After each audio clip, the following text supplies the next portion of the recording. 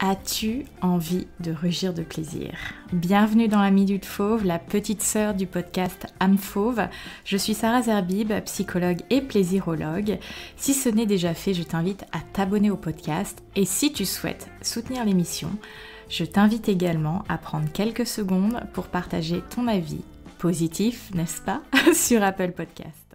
La Minute Fauve aujourd'hui va être torride, les températures sont extrêmement haute aujourd'hui en région parisienne. J'ai arrêté le ventilateur juste pour vous enregistrer cet épisode. Aujourd'hui, j'avais envie de vous parler d'un sujet encore très tabou, comme de tous les sujets dont on parle sur âme fauve. Le sujet que je voulais aborder, c'est l'érection. L'érection des hommes et surtout l'absence d'érection parce que dans la sexualité, c'est quelque chose de très tabou, de très gênant. Enfin, en tout cas, c'est vécu comme étant très gênant et je me suis dit que j'avais envie de mettre les pieds dans le plat. Vous me connaissez maintenant. Et on est dans un schéma quand même de la sexualité où lorsqu'un homme n'a pas d'érection ou a une érection peut-être un petit peu faible, ça arrive et je dis ça avec beaucoup de douceur, il y a souvent une réaction de la partenaire qui est c'est quoi le problème? Est-ce que c'est moi le problème? Il ne me désire plus, il a plus envie, etc. Donc en fait du problème de l'autre, enfin un problème, je mets des guillemets, mais de la situation de l'autre, je m'en crée un problème en disant que je ne suis pas assez, il me manque peut-être quelque chose, j'ai fait quelque chose de mal, et voilà. Et en fait, quand il n'y a pas d'érection, c'est un petit peu la sensation du game over, comme si on ne pouvait plus faire du sexe, comme si on ne pouvait plus faire l'amour dès lors qu'il n'y avait pas de sexe dur. Et ça, effectivement, c'est un des schémas de notre sexualité dans lesquels on a tous et toutes été prises à un moment donné. Alors dès lors qu'on se déconstruit, on se rend compte que, érection ou pas, on peut se partager un moment de plaisir avec son ou sa partenaire et que finalement, qu'est-ce que ça retire l'érection, entre guillemets? Ça retire potentiellement la carte de la pénétration du jeu de la sexualité. Et encore, il y a des techniques, par exemple dans le slow sex, dans le tantrisme, dans le taoïsme, des techniques justement pour pénétrer l'autre sans érection. Alors effectivement, dès lors qu'on met un préservatif, ça devient un petit peu, pas impossible, mais moins confortable peut-être. Mais voilà, ça montre bien qu'on est encore dans des schémas qu'on appelle de sexualité phallocentrée, c'est-à-dire autour du pénis et notamment du pénis dur. Et dès lors que le pénis n'est pas dur, c'est un petit peu comme si tout le monde de la sexualité s'écroulait. Alors qu'il y a énormément de possibilités par lesquelles on peut passer justement pour partager un moment d'intimité sans érection.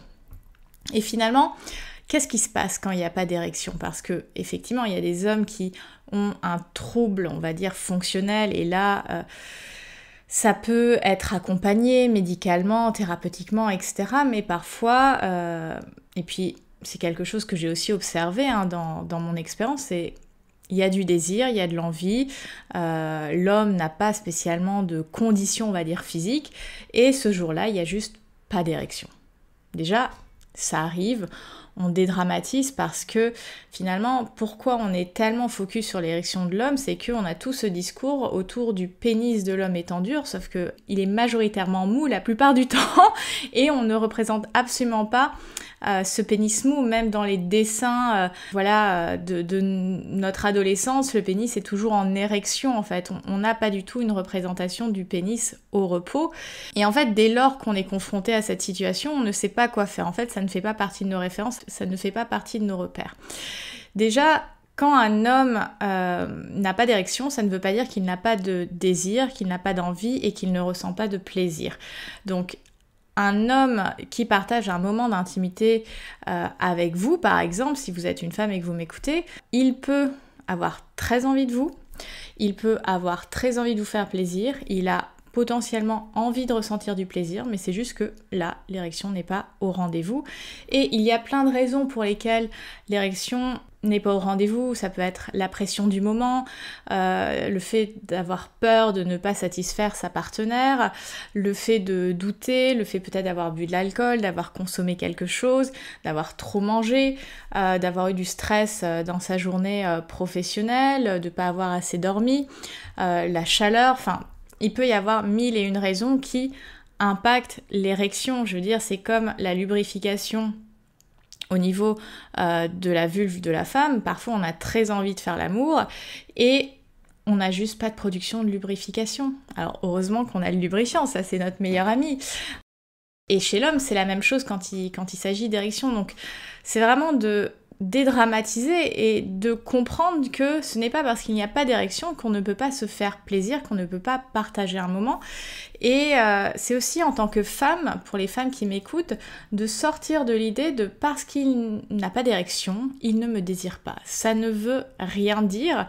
Et là, vous êtes en train de vous raconter une histoire finalement que vous n'êtes pas suffisamment désirable, alors que sans doute vous l'êtes largement.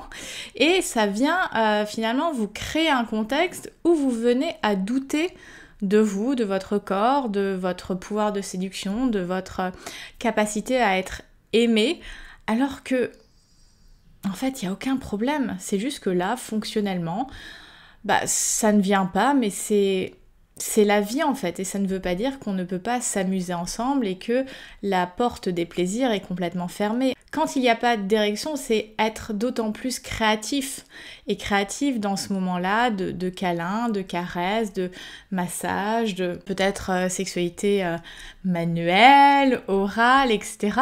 Et c'est juste s'autoriser à voir outside of the box en fait, parce qu'on est tellement conditionné à un pénis érigé dans un vagin, qu'en fait, dès lors qu'on n'a plus un de ces ingrédients, on se dit, la recette, elle ne peut pas fonctionner. Soyez autonome, finalement, lorsqu'il s'agit de sexualité, et soyons dans l'accueil de l'autre, dans son corps, dans le moment de son corps, et il n'y a aucun problème, en fait. On peut ressentir énormément de plaisir, homme comme femme, sans avoir d'érection dans l'équation. Il y a les doigts, il y a la langue, il y a le nez avec lequel on peut stimuler, voilà, la vulve. Il y a tous les accessoires finalement, les sextoys, les jeux auxquels on peut s'adonner. Et c'est tout simplement accueillir l'autre dans ce qu'il est de manière intime et d'être dans le non-jugement en fait, parce que dès lors qu'on accueille forcément, en fait quand je dis accueil, c'est vraiment d'accueillir le cœur ouvert. Et le cœur ouvert, ça éradique finalement le jugement, parce que le jugement c'est quelque chose qui vient plutôt détruire, étouffer tout désir, toute envie, toute vie. Et c'est pas de ça dont on a envie dans notre vie intime, dans notre vie sentimentale, dans notre sexualité. Donc soyez à l'écoute, soyez créatifs, et peu importe si les pénis sont dressés, mais amusez-vous en fait, c'est ça qui est vraiment important. Et s'amuser dans la création du lien intime avec l'autre, dans la création du lien corporel avec l'autre, parce que finalement un homme qui n'a pas d'érection, il se vit extrêmement vulnérable en fait. C'est quelque chose qui va un petit peu à l'encontre de l'identité que la société impose aux hommes, d'être dur, d'être fort, d'être... Et en fait d'être mou, ça amène quelque chose de très vulnérable, de très humain, et ça fait peur, alors qu'on est juste des êtres humains qui essayons de connecter ensemble, de partager des espaces potentiellement sources de plaisir ensemble. Et juste relâchons la pression. Relâchons la pression. Sortons du sexe performant, sortons du sexe qui se joue que dans nos têtes et pas dans nos cœurs et dans nos corps. Accueillons, apprenons à découvrir, soyons créatifs. Et juste amusons-nous dans la rencontre en fait avec le corps de l'autre, parce que le corps de l'autre est magnifique, quel qu'il soit. Et voilà, c'était un petit peu le message que j'avais envie de vous faire passer aujourd'hui. Donc peu importe si l'aubergine est dressée, amusez-vous, et ce n'est pas le seul signe de désir chez un homme. Donc oser communiquer autrement que par juste un sexe dressé.